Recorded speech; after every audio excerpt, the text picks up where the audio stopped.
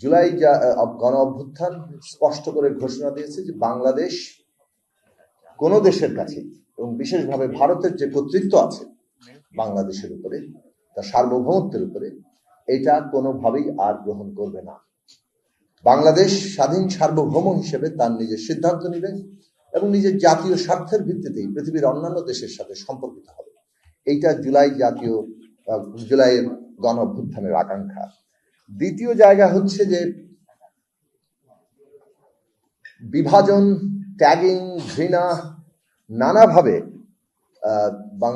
মানুষে যে বিভক্ত করার এবং বিভক্ত করে শাসন করার যে কায়দা কানুন, যেটা মূলত ফ্যাসিবাদী কায়দা কানুন, সেইটা মানুষ প্রত্যাখ্যান করেছে এবং এটার বিপরীত জায়গাকেই মানুষ আকাঙ্ক্ষা হিসেবে সামনে এনেছে।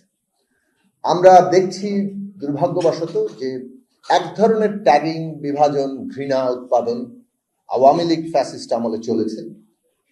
অভ্যুত্থানের পরপর আরেক ধরনের ট্যাগিং, ঘৃণা এবং বিভাজনের রাজনীতি শুরু হয়েছে।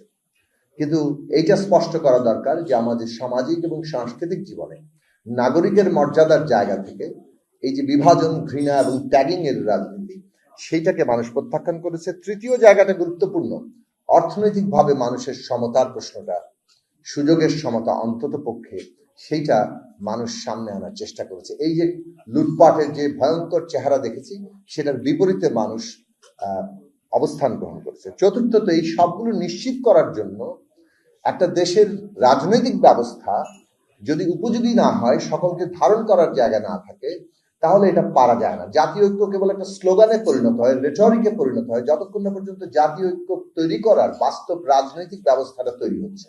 সেটার জন্য দরকার একটা নতুন রাজনৈতিক বন্দোবস্ত, একটা গণতান্ত্রিক রাজনৈতিক বন্দোবস্ত, যেখানে সংবিধান ক্ষমতার ভারসাম্য এবং জবাবদিহি নিশ্চিত করবে এবং সেই কারণেই সকল মানুষের অংশগ্রহণটাকে, অংশীদারিত্বটাকে নিশ্চিত করবে।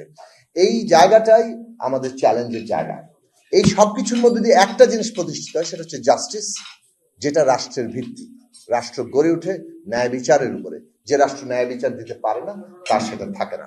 শেষ বক্তব্য হচ্ছে, এই যে জুলাই অভ্যুত্থান, এটা একটা সম্মিলিত অংশগ্রহণ। কোনো একক দল এই অভ্যুত্থানের নেতৃত্ব প্রতিষ্ঠা করতে পারেনি।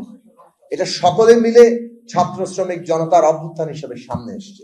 আর সেই কারণে এই অভ্যুত্থানে যে গণতান্ত্রিক রূপান্তর দাবি করে, সেটা ন্যূনতম জাতীয় ঐক্যমত্যের মধ্যে দিয়ে করতে হবে।